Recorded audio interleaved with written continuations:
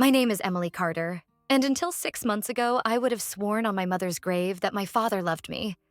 I was his shadow, his protege, the only child he ever truly acknowledged. Despite what those tabloids whispered about his extracurricular activities.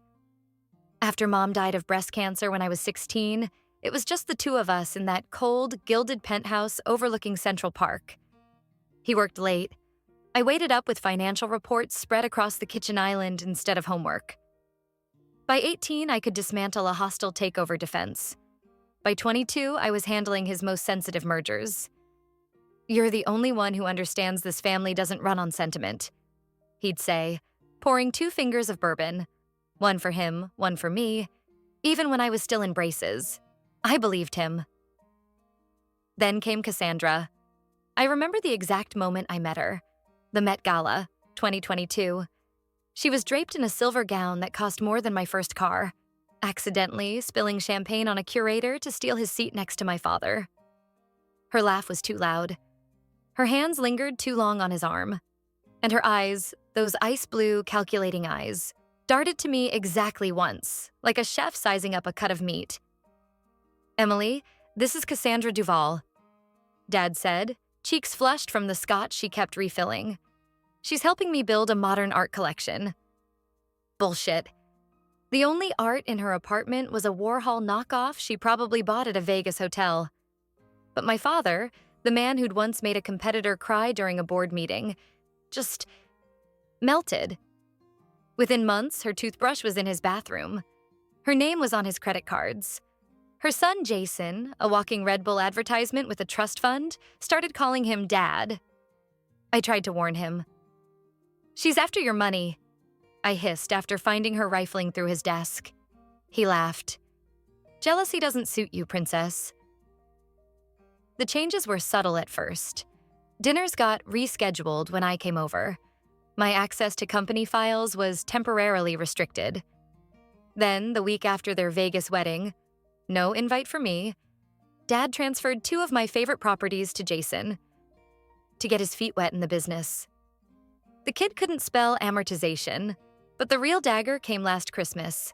I arrived early to find Cassandra at the dining table, red lipsticked mouth curled around a strawberry as my father signed papers. "Just updating the will," she purred. "You understand? Family comes first." The notary avoided my eyes. The call came at 3:17 a.m. Cassandra's voice was syrup thick.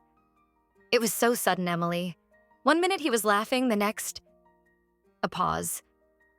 "The doctor said his heart just stopped. No autopsy, no investigation, just a rushed cremation and a closed casket at St. Patrick's, where 6 months earlier she'd sobbed through their vows. Now? Not a single smudged mascara. Just perfect black lace and my mother's emerald choker around her throat.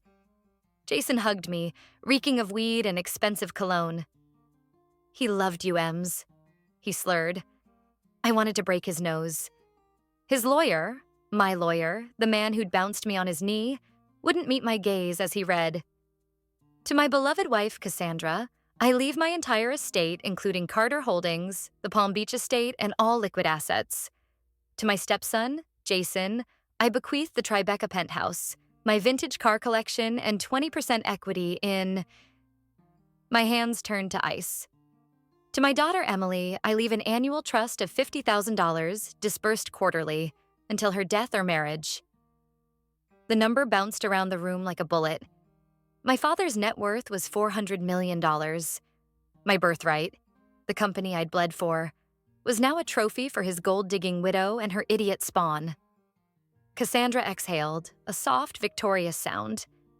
Then she leaned in, lips brushing my ear as the lawyer pretended not to hear. "Run along now, little girl. The adults are talking." That's when I felt it, the shift deep in my bones, the quiet click of a lock opening. This wasn't just betrayal. It was an invitation. And I always RSVP. The morning after the will reading, I woke with my cheek pressed against the cold marble of my father's study floor, the taste of his prized 1982 Macallan still burning my throat. My fingers clutched the empty bottle like a weapon. The room smelled of leather-bound ledgers and betrayal, that particular scent of aged paper and expensive cologne that had always meant Dad. My phone buzzed violently against the floor. 14 missed calls from Howard and Klein, LLP, so the puppets begin their dance. I stormed into Franklin Howard's office wearing yesterday's black dress and my mother's pearls, the ones Cassandra hadn't managed to steal yet. The senior partner's office hadn't changed since I was 6 years old, when Dad would bring me to work and let me draw on deposition transcripts. Franklin's hands shook as he adjusted his tortoiseshell glasses. Emily, you must understand. The will is ironclad, notarized, witnessed by your junior associate and Cassandra's personal trainer, I interrupted, watching his neck flush above his $500 tie. How convenient that Dad changed his entire estate plan 6 months after marrying a woman half his age. The air conditioning hummed too loudly.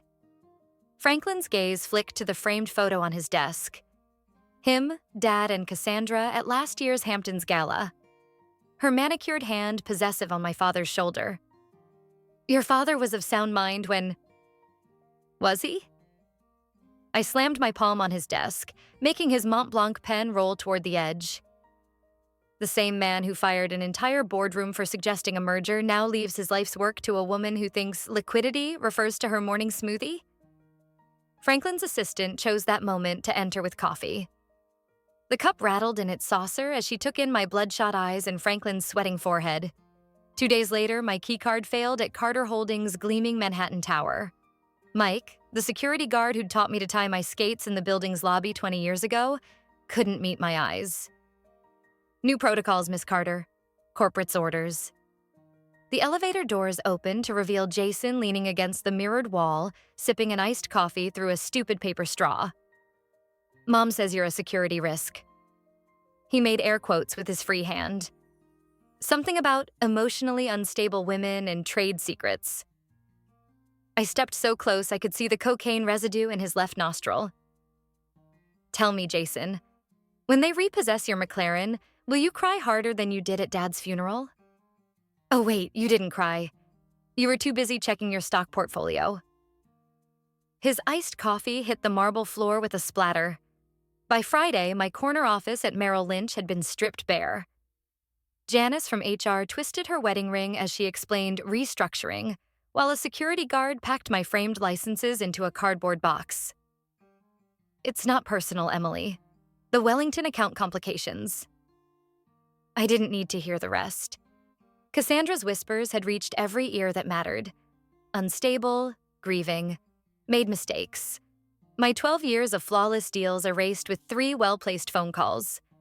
That night, I sat cross-legged on my empty apartment floor, surrounded by a shredded severance check, $250,000, hush money, a burner phone buzzing with encrypted messages, my mother's leather-bound diary, its pages stiff with age, entry dated June 12, 1998.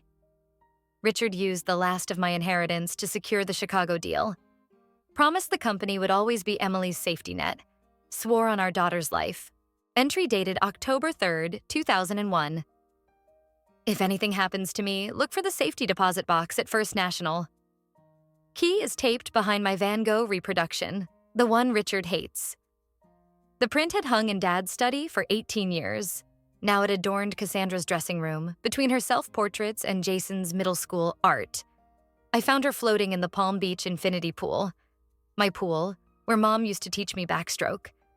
Her blonde hair fanned out like poisoned seaweed. You look terrible, Emily, she called without opening her eyes. Grief doesn't suit you. The patio stones burned my bare feet as I approached. You murdered him. Cassandra's laugh sent ripples across the chlorinated blue. Darling, if I killed every man who disappointed me, there'd be no Wall Street left. She stretched her toned arms. Besides, the medical examiner called it natural causes. Your own lawyer agreed. I dropped my mother's diary on the teak lounge chair, open to the Chicago deal entry. You can keep the money, but I will take everything else. Her diamond-studded sunglasses slid down her nose as she read. For the first time, I saw the calculations behind her ice blue eyes. the rapid reassessment of my threat level. Then my burner vibrated. IRS audit confirmed for Carter Holdings. 48-hour notice Jason's offshore account secured. Photos attached. Original will signing security footage recovered. Your father wasn't alone with Franklin that night. Cassandra's phone rang. She reached for it with suddenly unsteady hands. I turned toward the ocean, where the horizon blurred between sea and sky. You should answer that. I believe it's your accountant. As I walked away, the wind carried my mother's final diary entry back to me. Never threaten when you can act. And never act until you can destroy. The key to my mother's safety deposit box left crescent-shaped indents in my palm as I stood outside First National Bank at 4:47 a.m. Dawn hadn't yet broken over Wall Street, but I'd been awake for 37 hours straight, surviving on black coffee and the electric buzz of impending vengeance. The security guard, old Martinez who used to sneak me lollipops when Mom brought me here as a child, didn't ask why a disheveled woman in a stained silk blouse needed access to box number 1724 at this ungodly hour. He just nodded at my mother's pearl earrings, the ones she'd worn in her official portrait still hanging in the bank's lobby, and led me to the vault. The metal box was heavier than I expected. Inside, beneath layers of tissue paper that still carried the faintest whisper of Mom's Shalimar perfume, I found 1. The original incorporation papers, signed in my mother's looping handwriting, proving she'd provided 78% of Carter Holdings' seed money from her family trust 2.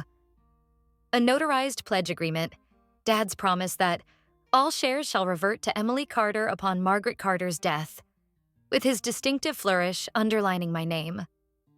3. A sealed USB drive labeled in Mom's precise script, for when Richard forgets whose company this really is. My hands shook as I plugged the drive into my laptop. The files loaded with agonizing slowness. Spreadsheets tracking every dollar Dad borrowed from Mom's accounts. Audio recordings of board meetings where he lied about ownership structure. And most damning, scanned pages from Dad's personal journal admitting he'd fudged the numbers to cut Mom out. The final document was a PDF of Mom's unexecuted will, leaving everything to me, with a handwritten note at the bottom. Sweetheart, if you're reading this, remember, the law favors those who keep receipts. For 72 hours, I became a woman possessed. The back booth at Joe's Diner became my war room, its cracked vinyl seats and endless coffee refills bearing witness as I cross-referenced Mom's documents with Cassandra's recent property purchases, traced Jason's art deals through a labyrinth of shell companies, discovered the offshore account where Cassandra had been siphoning Carter Holdings dividends. The breakthrough came at 3:18 a.m. on the third night. Buried in Jason's Instagram DMs, the idiot used password 123 for everything. I found conversations with a Belarusian art dealer discussing shipments arriving at Carter Holdings' Long Island warehouse. A few hacked shipping manifests later, and I had proof. They'd been using company facilities to smuggle stolen antiquities. Revenge, I learned, works best when orchestrated in movements. First movement, the IRS overture. My anonymous tip to the IRS's fraud division included Cassandra's hidden Cayman Islands accounts, documentation of unreported art, sales, the warehouse shipping records. Second movement, the media crescendo. Marcus Way's journalist wife, coincidentally, received copies of Dad's journal pages, the unexecuted will, security footage of Cassandra tampering with Dad's drink. Third movement, the financial finale. At precisely 9:30 a.m. when markets opened, I won. Filed a shareholder lawsuit using Mom's original documents. 2. Released the antiquities smuggling evidence to Customs 3. Triggered automatic SEC trading halts on Carter Holdings stock. I watched the fallout unfold from the same booth at Joe's. CNBC flashed, Carter Holdings plummets 68% on fraud charges, as my phone blew up with notifications. 12 missed calls from Cassandra, 8 voicemails from Jason, increasingly hysterical. 1 email from the U.S. Attorney's Office requesting a meeting, the pièce de résistance. A breaking news alert. Heiress Cassandra Carter detained at JFK attempting to board flight to Monaco with undeclared $20 million in jewelry. I sipped my now cold coffee, savoring the bitter taste as I typed a text to the burner number Marcus had given me. Release the pharmaceutical files. The game wasn't over yet, but round one, that belonged to Mother. The pharmaceutical files hit the internet at precisely 8:46 a.m., the exact moment Cassandra's Louboutins clicked across the courthouse floor for her bail hearing. I'd chosen that timing carefully, just as I'd chosen my seat, third row center, where she'd have to see me when they played the evidence. The prosecutor's tablet lit up first, then the judge's. Then every reporter's phone in the gallery buzzed simultaneously with the Bloomberg News alert. Breaking, poisoning allegations in Carter case, documents suggest. I wish I'd brought popcorn for the moment Cassandra realized what was happening. What followed wasn't just revenge. It was a masterclass in systemic annihilation. 9:15 a.m., financial guillotine. The SEC suspension hit while Cassandra was still in the courthouse holding cell. I watched the ticker on my phone as Carter Holdings, CART, plummeted from 87 to 0.34 in 11 minutes flat. By noon, Swiss banks had frozen $217 million in numbered accounts. The Palm Beach house was seized by federal marshals mid-brunch, her avocado toast literally mid-bite when they entered. And Jason's beloved McLaren got repossessed during his Starbucks run. The barista filmed him screaming at the tow truck driver, and it had 2.7 million TikTok views by sunset 2:47 p.m. Social execution. The New York Post dropped their afternoon edition with the headline, "From Hospitality to Homicide: How Cassandra Carter, née Duval, went from Toledo waitress to accused killer." The accompanying photo spread was delicious. Page 3, her 2003 Hooters employee badge. Page 5, the doctored college transcripts. Centerfold, screenshots of her texts to the tennis pro half her age. By cocktail hour, the Metropolitan Opera had removed her name from the donor wall. Her so-called friends were tripping over themselves to leak stories to Page 6. How she'd cheated at bridge, faked a food allergy to skip charity dinners. Even that she'd had her Pomeranian's vocal cords altered because the barking annoyed her. 6:30 p.m. The death blow, I scheduled the press conference for golden hour at St. Patrick's Cathedral, same spot where we'd held Dad's funeral. The podium stood exactly where his casket had been. CNN carried it live as I unfolded 3 documents. 1. Mom's original will. The paper still smelled faintly of her Shalimar. 2. Dad's confession letter. I never deserved Margaret. 3. And the piece de resistance, Cassandra's little black book, detailing every bribe, every affair, every stolen artwork with the meticulousness of the accountant she'd once been. Justice, I told the sea of microphones, isn't about getting what you deserve. It's about losing everything that made you think you deserved it in the first place. She came for me at JFK's Terminal 4. Not Cassandra. She was already in Rikers wearing an orange jumpsuit 2 shades uglier than her usual Hermes.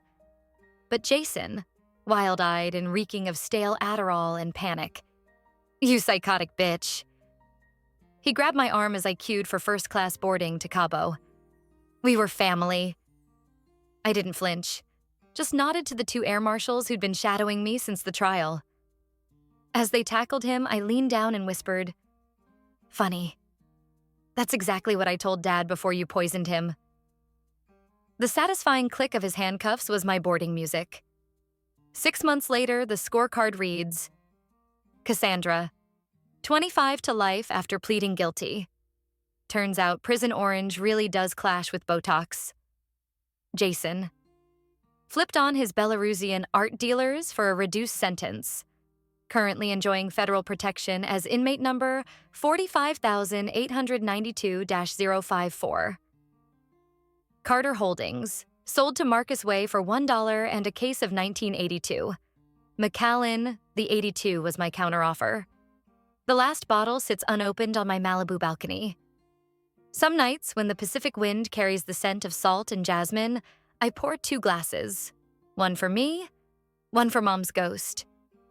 We watch the waves and toast to the best investment either of us ever made. A revenge so complete it would make Shakespeare blush. The Pacific Ocean smells different at dawn. Saltier, cleaner, like it's already washed away yesterday's sins. I watch the horizon bleed from indigo to gold from my glass-walled Malibu villa, the deed to which I'd acquired through a shell company named Margaret Holdings, LLC. Poetic fucking justice. The final court hearing lasted 7 minutes and 32 seconds, a new record for New York probate court. The judge's gavel fell with a sound like a gunshot.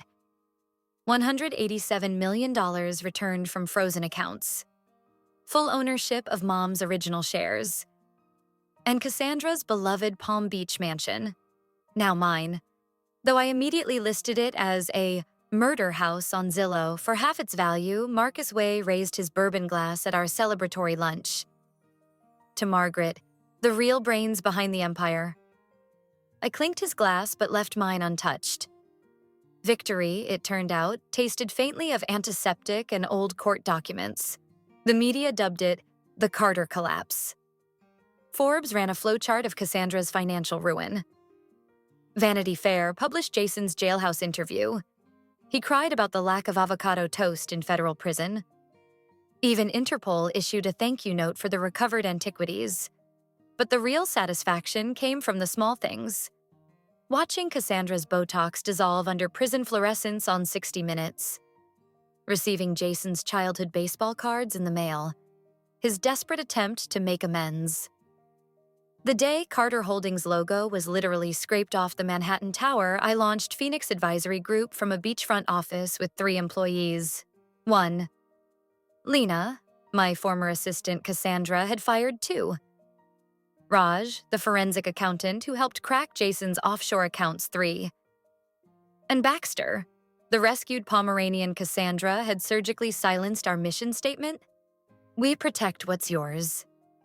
The Wall Street Journal called it the ultimate fuck you in corporate speak. He appeared at my office on a Tuesday. Daniel West, the prosecutor who'd handled Cassandra's case. Tall, dark hair, the kind of smile that suggested he knew exactly how pretentious he looked, holding a $7 almond milk latte. I hear you're in the market for a security consultant, he said, sliding across his resume. The second page listed his qualifications. J.D. from Yale, former Army intelligence, and, most intriguingly, personal friend of Margaret Carter, 2001 to 2004. Turns out Mom had mentored him during his internship. She told me to look you up if you ever went nuclear. He admitted over dinner that night. Said you'd need someone who understood both the law and vengeance. We now share the Malibu house, the dog, and an unspoken agreement to never discuss the bottle of 82 Macallan gathering dust on our shelf. On the anniversary of Mom's death, I returned to New York alone. The cemetery is empty except for the crunch of frost under my boots. Her headstone reads, "She kept receipts." I pour 2 fingers of bourbon, one for her, one for me, and finally open the letter Dad left in his safe, the one Cassandra never found. Emily, if you're reading this, I failed you twice. The company was always yours. The poison was already in my veins when I signed that will. Forgive me. Or don't. But live. R. The wind steals the note from my fingers, carrying it over the Manhattan skyline where the Carter name no longer lights up any buildings. Somewhere below, a new generation of schemers are making the same old mistakes.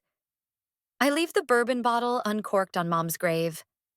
Let the rain dilute it. Let the earth claim it.